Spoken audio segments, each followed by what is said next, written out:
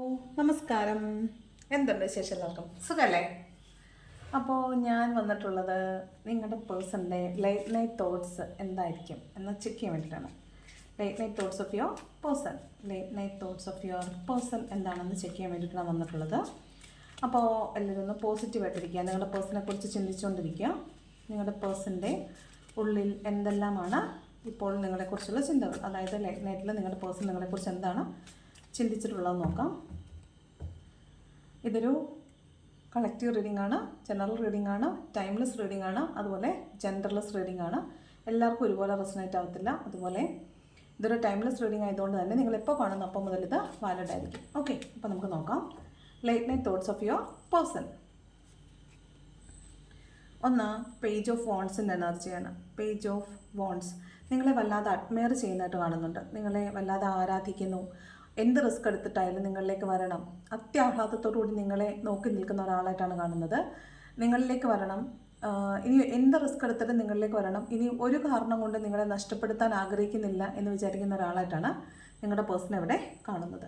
Okay, page of വോൺസിൻ്റെ എനർജിയാണ്. കാരണം നിങ്ങളുടെ റിലേഷൻഷിപ്പ് സ്റ്റാർട്ട് ചെയ്ത് അതൊരു സെപ്പറേഷൻ ഫേസിലാകുന്നത് വരെ നിങ്ങൾ അനുഭവിച്ച പീഡനങ്ങൾ, അല്ലെങ്കിൽ നിങ്ങളായാലും നിങ്ങളുടെ പേഴ്സൺ ആയാലും കടന്നു പോയിട്ടുള്ള വഴികൾ അത്രത്തോളം സുഖമുള്ള വഴികളായിരുന്നില്ല. വളരെ കഷ്ടതകളിലൂടെ നടന്നിട്ടായിരിക്കും ഒരുപക്ഷെ 10 ഓഫ് വാണ്ട് എന്ന് പറഞ്ഞ ഒരു കാർമിക് പലവിധമായ സാഹചര്യങ്ങൾ വന്നപ്പോൾ നിങ്ങളുടെ പേഴ്സൺ നിങ്ങളെ വിട്ടിട്ട് പോയിട്ടുണ്ടാകുക. അപ്പോൾ ഈ നിമിഷം ഒരു പേജിൻ്റെ എനർജിയിൽ നിൽക്കുമ്പോൾ അയാൾ വിചാരിക്കുന്നത് നിങ്ങളെ എന്ത് റിസ്ക് എടുത്തിട്ടും തിരിച്ച് നിങ്ങളെ നേടണമെന്നാണ് അയാൾ വിചാരിക്കുന്നത്. നിങ്ങളെ ഒരു കാരണവശാലും നഷ്ടപ്പെടുത്താൻ അയാൾ തയ്യാറല്ല എന്നാണ് ലേറ്റ് നൈറ്റിൽ അയാൾ നിങ്ങളെക്കുറിച്ച് ചിന്തിച്ചിട്ടുള്ളത്. നിങ്ങളിലേക്ക് വരണം, നിങ്ങളെ നേടണമെന്നാണ് വിചാരിച്ചിട്ടുള്ളത്. ഏറ്റവും സോഡ്സിൻ്റെ എനർജിയാണ്. അതായത് നിങ്ങളെ എന്ത് വില കൊടുത്ത് നിങ്ങളിലേക്ക് വരണം എന്ന് വിചാരിക്കുമ്പോൾ തന്നെ അയാൾക്ക് ഭയങ്കരമായ നെഗറ്റീവ് തോട്ട്സാണുള്ളത്. നിങ്ങളിലേക്ക് വന്നാൽ നിങ്ങളതിനെ എങ്ങനെ സ്വീകരിക്കുമെന്നുള്ളൊരു ഭയം അയാളുടെ ഉള്ളിലുണ്ട്. അതുകൊണ്ട് തന്നെ അയാൾ കണ്ണ് കെട്ടിയിട്ടാണ് നിൽക്കുന്നത്. അയാൾ കണ്ണ് കെട്ടി നിൽക്കുന്നത്, കണ്ണ് തുറന്ന് കാണുന്ന കാര്യങ്ങൾ വേദനിപ്പിച്ചാലോ എന്ന് വിചാരിച്ചിട്ടാണ് കണ്ണ് കെട്ടി നിൽക്കുന്നത്.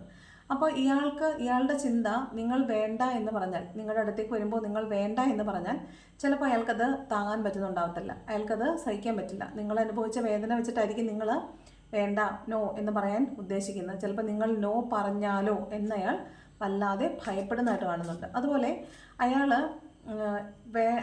കണ്ണ് കെട്ടി നിൽക്കുക എന്നതിൻ്റെ കൂടെ കൈയും കെട്ടി നിൽക്കുകയാണ്. അയാൾ ഭയങ്കരമായി നിങ്ങളെ നഷ്ടപ്പെടുത്തരുതെന്ന് ആഗ്രഹിക്കുമ്പോഴും അയാൾ ഒന്നും ചെയ്യാൻ തയ്യാറല്ല. അയാൾ ഒരു ബൗണ്ടറി ഉണ്ടാക്കിയിട്ട് ആ ബൗണ്ടറിക്കുള്ളിൽ നിൽക്കുവാണ്. അയാളുടെ വിചാരം അയാളാണ് വിക്റ്റിമായത്, അയാളാണ് ട്രാപ്പിൽ വിട്ടുപോയത്, അയാൾക്കാണ് അബദ്ധം പറ്റിയത് എന്നുള്ള രീതിയിലാണ് അയാൾ ചിന്തിച്ചുകൊണ്ടിരിക്കുന്നത്. അയാൾ ഭയങ്കരമായ നെഗറ്റീവ് തോട്ട്സിലാണ് നിൽക്കുന്നത്.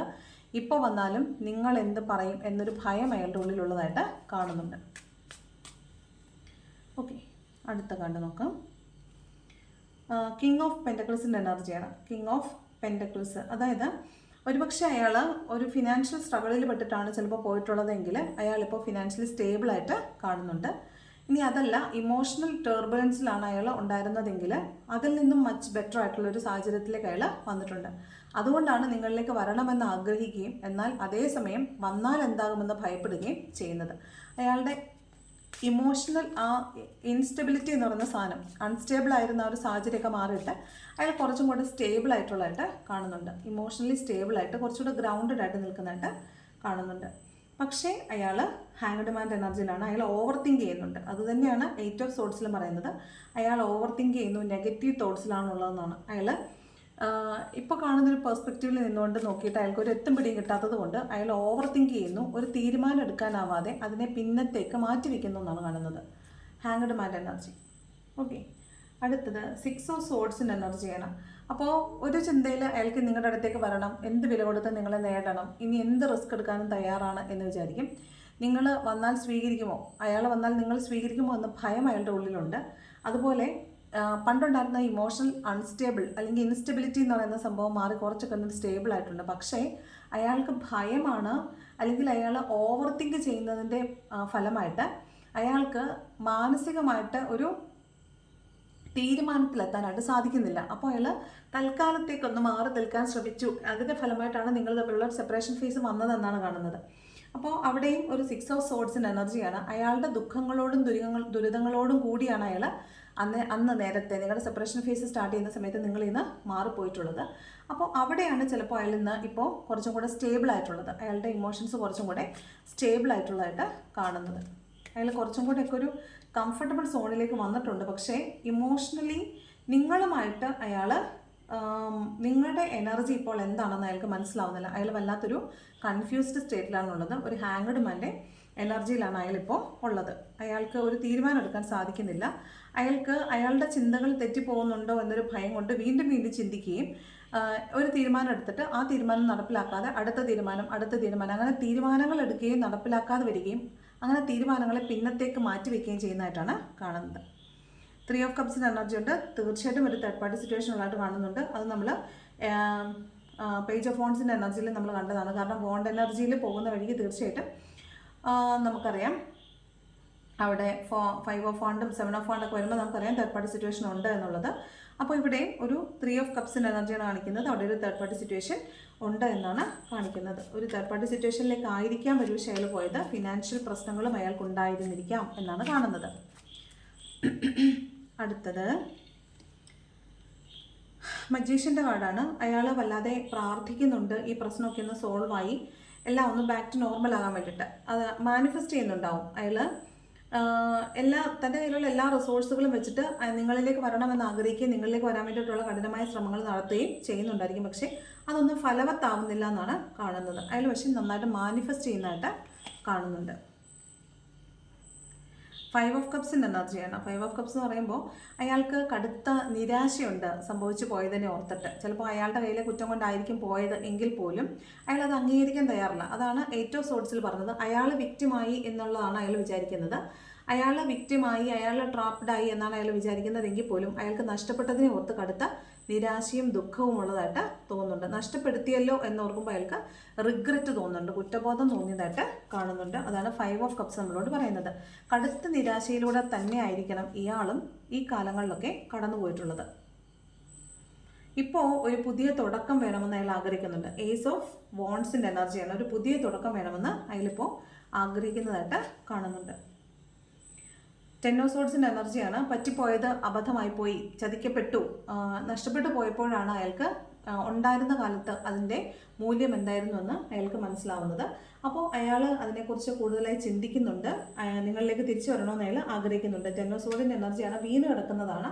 ഒരു 10 വാള് കുത്തി ഇറക്കിയാൽ എങ്ങനെ ഉണ്ടാവും? ആ ഒരു വേദനയിലാണ്, കടുത്ത വേദനയിലാണ് അയാളുള്ളത്. അതുതന്നെയാണ് ഈ 5 ഓഫ് കപ്സിൻ്റെ എനർജിയിൽ പറഞ്ഞത്. നഷ്ടപ്പെട്ടതിനെ ഓർത്ത് ദുഃഖിച്ചിരിക്കുന്നതായിട്ടാണ് കാണുന്നത്.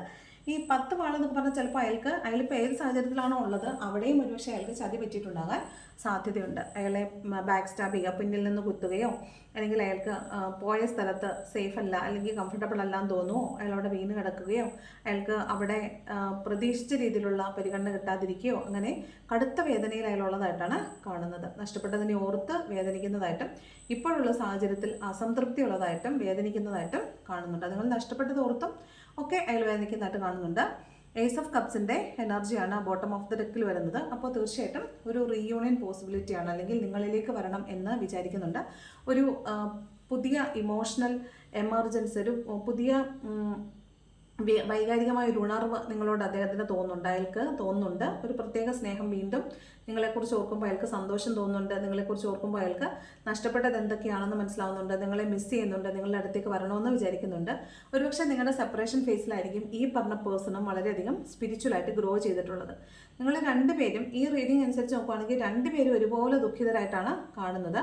നിങ്ങളുടെ പേഴ്സണും കടുത്ത ദുഃഖത്തിലൂടെ കടന്നുപോയതായിട്ട് കാണുന്നുണ്ട്. നിങ്ങളും അതേ ഫേസിലൂടെ കടന്നുപോയതായിട്ട് കാണുന്നുണ്ട്. അപ്പോൾ നിങ്ങളുടെ പേഴ്സൺ ഇപ്പോൾ വിചാരിക്കുന്ന ഒരു പുതിയ തുടക്കം വേണം, നിങ്ങളിലേക്ക് പഴയ സ്നേഹവുമായിട്ട് നിങ്ങളിലേക്ക് തിരിച്ചു വരണം എന്നൊക്കെയാണ് ഈ ലേറ്റ് നൈറ്റിൽ അദ്ദേഹം വിചാരിച്ചിട്ടുള്ളതായിട്ട് കാണുന്നത്. അദ്ദേഹം ഓർ നിങ്ങളുടെ പേഴ്സൺ ഹൂവർ ഇറ്റ് ഈസ്, അത് ആണായാലും പെണ്ണായാലും അവർ വിചാരിച്ചിട്ടുള്ളതായിട്ട് കാണുന്നത്.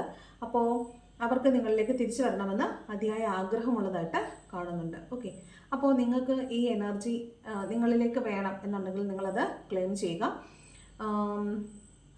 എഴുതുക. പറയുന്നതിനേക്കാൾ പ്രാർത്ഥിക്കുന്നതിനേക്കാളൊക്കെ ഫലവത്താണ് എഴുതുക എന്ന് പറയുന്നത്. എഴുതുക എന്ന് പറയുന്നത് റെക്കോർഡിക്കലാണ്. പറയുക എന്നത് എന്താണ് പറഞ്ഞു കഴിഞ്ഞു, അവിടെ കൊണ്ട് കഴിഞ്ഞു. പക്ഷെ അതുപോലല്ല റൈറ്റപ്പ് എന്ന് പറയുന്നത്, എഴുതുക എന്ന് പറയുന്നത്, ജേർണൽ എഴുതുക എന്ന് പറയുന്നത് തീർച്ചയായിട്ടും റെക്കോർഡിക്കലാണ്. അത് പതിയുന്നുണ്ട്. അതുകൊണ്ട് തന്നെ അത് വളരെ എഫക്റ്റീവ് ആയിരിക്കും. അതുകൊണ്ട് നിങ്ങളുടെ മാനിഫെസ്റ്റേഷൻ എന്തായാലും അത് എഴുതി ജേർണലായിട്ട് വെക്കാൻ ശ്രദ്ധിക്കുക. ഓക്കെ, അപ്പോൾ ഇതാണ് late night thought of your person. ആർക്കൊക്കെ റെസണേറ്റ് ആവുമെന്ന് പറയാം. 1, 11, 8, 14, 12, 6, 3, 1, 5, വീണ്ടും 1 വന്നിട്ടുണ്ട്, 10 വന്നിട്ടുണ്ട്. അപ്പോൾ ഇത്രയും നമ്പേഴ്സ് നിങ്ങൾക്ക് റെസണേറ്റ് ആവുന്നുണ്ടോ നോക്കുക. നിങ്ങളുടെ ലൈഫിൽ എന്തെങ്കിലും പ്രാധാന്യമുള്ള ഡേറ്റ്സ് ആണോ നോക്കുക. ആണെങ്കിൽ ഇത് നിങ്ങൾക്ക് കൂടുതൽ റെസണേറ്റഡ് ആയിരിക്കും. അത് നിങ്ങൾക്ക് മാത്രമുള്ള റീഡിംഗ് അല്ല, ഈ പറഞ്ഞ ആളുകൾക്ക് കൂടുതൽ റെസണേറ്റഡ് ആയിരിക്കും. ഓക്കെ, അപ്പോൾ ഈ റീഡിംഗ് ഇഷ്ടപ്പെട്ടാൽ ലൈക്ക് ചെയ്യുക, ഇഷ്ടപ്പെട്ടില്ലെങ്കിൽ ഡിസ്ലൈക്ക് ചെയ്യുക. ഓക്കെ, കമൻറ്റ് ചെയ്യാൻ താല്പര്യമുള്ളവർക്ക് കമൻറ്റും ചെയ്യാം. Okay, thank